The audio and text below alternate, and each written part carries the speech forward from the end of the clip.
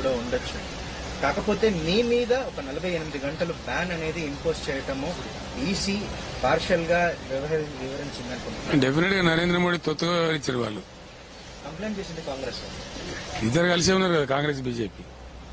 Last assembly election లో కలిసి ఉన్నారు, ఇప్పుడు కూడా కలిసే ఉన్నారు. దాని డౌట్ ఎందుకు? అంటే దీని ఎలా మీరు అంటే మీరు ఎలా అందుకే నేను ఏమంటే it was a press meet, it was not election meeting. అయినా కూడా వల్గర్ గా తీసుకొని ఇప్పుడు నరేంద్ర మోడీ రోజు అడ్డమైన మాటలు మాట్లాడుతున్నాడు.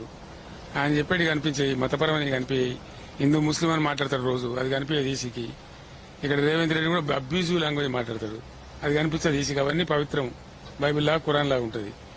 నేను పద్మశాలి కార్యకర్తలు పాపం వాళ్ళు చచ్చిపోతున్నారు, ఆత్మహత్య చేసుకుంటున్నారు, వాళ్ళకున్న పెండింగ్ బిల్స్ ఇవ్వండి, కొత్త ఆర్డర్లు ఇవ్వండి అని నేను మాట్లాడితే వాడు మీరు నిరోధులు అమ్ముకొని బతకండి, పాపడాలు అమ్ముకొని బతకండి అంటే నాకు కోపం వచ్చింది.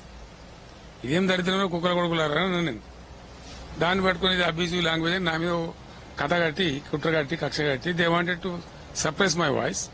దానికోసం 48 గంటలు నిషేధం పెట్టినారు. ఏం ఫరక్ కాదు, ఏం తేడా రాదు. దాంతో people will react more on that. Telangana అంతా ఆలోచిస్తుంది ఇలా ఎందుకు పెట్టారు కేసీఆర్ మీద బ్యాను, మెయిన్ మైసా బీఆర్ఎస్ అంటే వీళ్ళిద్దరు గద అనుకున్నారు. ఆయన బస్సు యాత్ర స్టార్ట్ అయిన తర్వాత ఆయన దానికన్నా నిదర్శనం అంత, కానీ వాళ్ళ బేల పిరికితనం అది.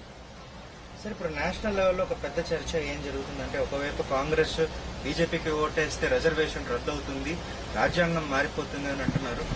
ఇంకోవైపు వాళ్ళ మంత్రులే ఇచ్చింది కదనండి, షెకావతే ఇచ్చింది కదా రాజ్యాంగం మారిస్తే తప్పైంది అని.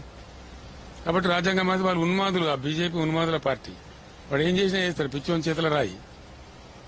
అంతే. ఇప్పుడు నరేంద్ర మోడీ ఏం చేసినండి ఈ దేశంలో? నరేంద్ర మోడీ